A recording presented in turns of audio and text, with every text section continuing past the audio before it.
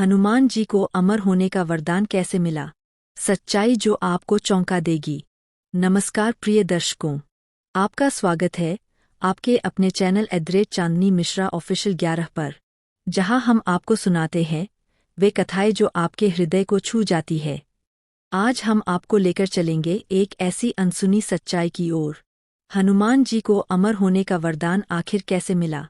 और क्या सचमुच हनुमान जी आज भी इस धरती पर जीवित है? यह रहस्य जब खुलता है तो हर भक्त की आत्मा कांप उठती है।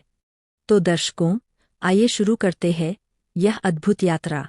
दर्शकों, हनुमान जी की कथा केवल एक पौराणिक गाथा नहीं, बल्कि जीवंत प्रमाण है उस भक्ति का जहाँ एक सेवक अपने प्रभु के लिए अपने प्राण तक न्योछावर कर देता है। लेकिन हनुमान जी का जीवन जितना उज्ज्वल है, उतना ही रहस्यमय भी। आइए लौट चलते हैं उस समय में, जब त्रेतायु की धरती पर अंधकार छाया हुआ था, असुरों का आतंक बढ़ रहा था, धर्म डगमगा रहा था। इन्हीं परिस्थितियों में जन्म लेते हैं वे जो आगे चलकर बनेंगे राम भक्त हनुमान। दर्शकों, हनुमान जी का जन्म एक सामान्य जन्म नहीं था। उनकी माता थी अंजनी और पिता थे केसरी। लेकिन असली रहस्य तो यह है कि हनुमान जी को भगवान शंकर का ही अंश माना जाता है। कथाओं के अनुसार जब दशरथ जी ने पुत्रेष्टि यज्ञ कराया और यज्ञ की खीर सब रानियों को वितरित की गई, तभी एक दिव्य पक्षी ने उस खीर का अंश उठाकर अंजनी माता के हाथ में गिरा दिया। उसी खीर को ग्रहण करने के बाद अंजनी माता ने जन्म दिया वानर रूप में दिव्य शक्तियों से युक्त बालक को, जिसका नाम पड़ा हनुमान। दर्शकों, यहीं से यह रहस्य गहराता है कि वे केवल वानर नहीं थे, बल्कि भगवान शंकर के 11वें रुद्रावतार थे। हनुमान जी बचपन से ही अत्यंत चंचल और अलौकिक शक्तियों से भरे हुए थे। कहा जाता है, एक दिन जब उन्होंने आकाश में चमकते सूर्य को देखा, तो उन्हें लगा कि यह कोई लाल फल है। वे अपनी अद्भुत शक्ति से आकाश में उड़ चले और सूर्य को निगलने का प्रयास किया। यह देखकर देवता घबरा गए। देवताओं की प्रार्थना पर इंद्रदेव ने अपने वज्र से उन पर प्रहार किया। वज्र का आघात हनुमान जी की ठोड़ी पर पड़ा, जिससे वे बेहोश होकर गिर पड़े। यही कारण है कि उनका नाम पड़ा हनुमान, जिसका अर्थ है जिनकी ठोड़ी घायल हुई। दर्शकों, यहाँ से कथा और भी रहस्यमय हो जाती है। जब इंद्र ने वज्र से प्रहार किया, तो पवनदेव, जो हनुमान जी के पालक और संरक्षक माने जाते थे, क्रोधित हो उठे और उन्होंने अपना प्राणवायु रोक लिया। संसार में प्रलय जैसे हालात हो गए। देवताओं को तब अपनी भूल का एहसास हुआ। उन्होंने मिलकर हनुमान जी को अनेकों वरदान दिए। ब्रह्मा जी ने कहा, तुम्हें कोई शस्त्र आहत नहीं कर सकेगा। विष्णु जी ने आशीर्वाद दिया, तुम सदैव धर्म की रक्षा करोगे। अग्निदेव ने कहा, तुम्हें कोई अग्नि कभी नहीं जला सकेगी। वरुण देव बोले, पानी में डूबना तुम्हारे लिए असंभव होगा। वायुदेव ने वर दिया, तुम्हें मेरी गति और शक्ति का आशीर्वाद प्राप्त होगा। दर्शकों, यही कारण है कि हनुमान जी को जन्म से ही अद्वितीय शक्तियाँ प्राप्त थीं। लेकिन दर्शकों, कथा यहाँ एक रहस्यमय मोड़ लेती है। बाल्यावस्था में हनुमान जी अपनी शक्ति से खेल खेल में ऋषियों को परेशान करने लगे। कभी वे उनका यज्ञ भंग कर देते, कभी उनके आसन हिला देते। तब ऋषियों ने क्रोधित होकर उन्हें श्राप दिया, हे वत्स, तुम्हें अपनी शक्तियों का ज्ञान तभी होगा जब कोई तुम्हें उनकी याद दिलाएगा। यही कारण है कि हनुमान जी को अपनी अद्भुत शक्तियों का वास्तविक भान बहुत बाद में हुआ, जब जामवंत ने संजीवनी पर्वत लाने के समय उन्हें उनकी शक्ति याद दिलाई।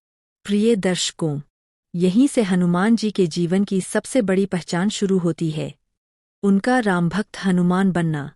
किसी ने ठीक ही कहा है, शक्ति का महत्व तभी है जब वह भक्ति में बदल जाए। हनुमान जी की शक्ति को दिशा मिली जब उनका मिलन हुआ प्रभु श्री राम से।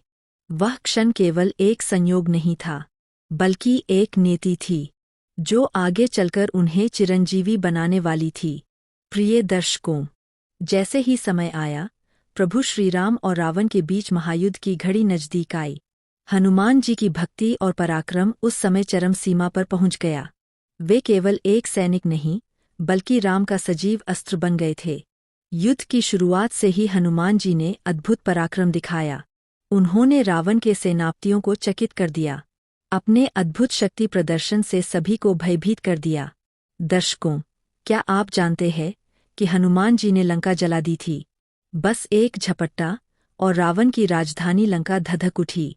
लेकिन यह सिर्फ युद्ध की रणनीति नहीं थी, यह भक्ति का प्रदर्शन भी था, एक ऐसा प्रेम और समर्पण जो केवल राम के प्रति हो सकता था।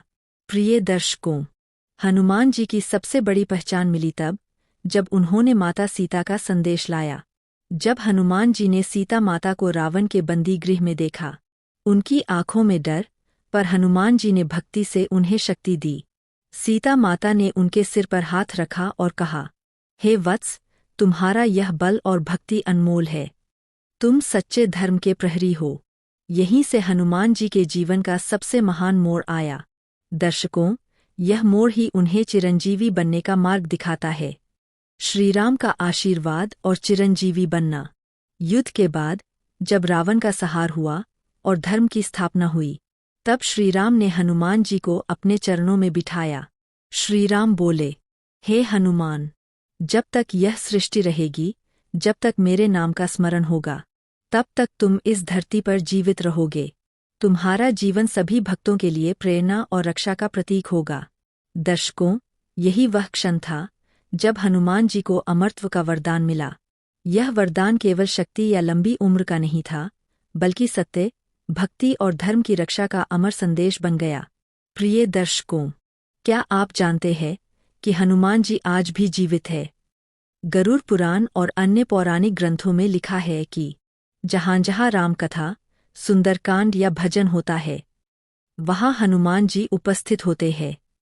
कई संतों और भक्तों ने अपने जीवन में उनके दर्शन की घटनाएं बताई है। यह सत्य है दर्शकों, हनुमान जी केवल कथा नहीं, बल्कि सच्चे चिरंजीवी देवता है।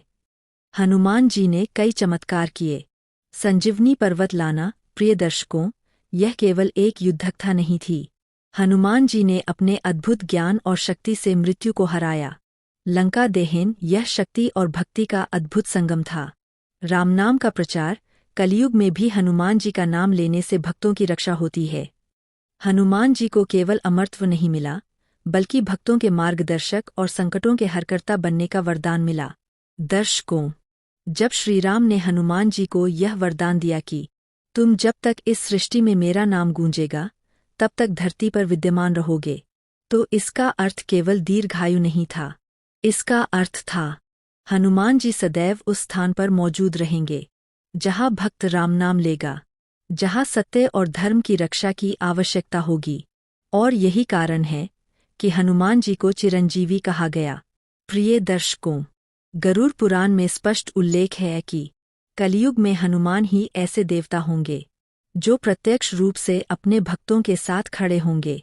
स्कंद पुराण और पद्म पुराण में भी कहा गया है कि जब भी कोई रामायण का पाठ करता है, विशेषकर सुंदरकांड, तो वहाँ स्वयं हनुमान जी अदृश्य रूप में उपस्थित होकर भक्तों को आशीर्वाद देते हैं। दर्शकों, यह कोई कल्पना नहीं, बल्कि सच्चाई है।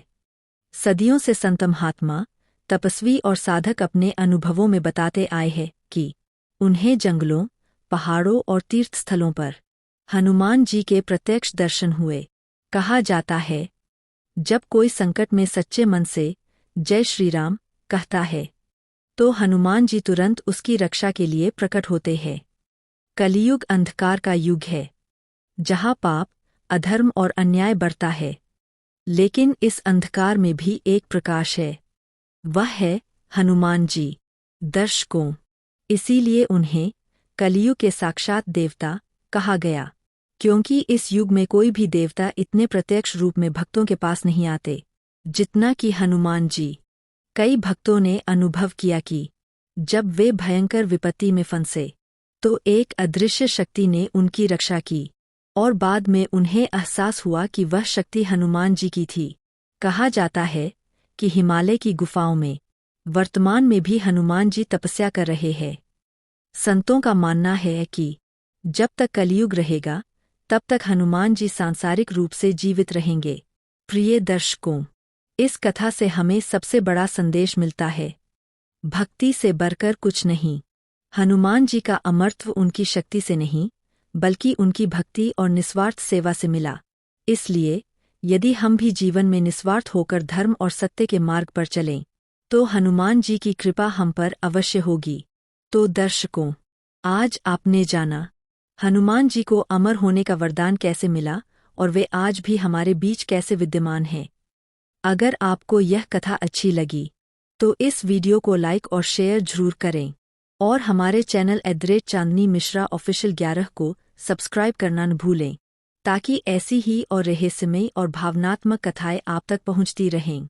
बोलो पवनपुत्र हनुमान की जय। जय श्री राम।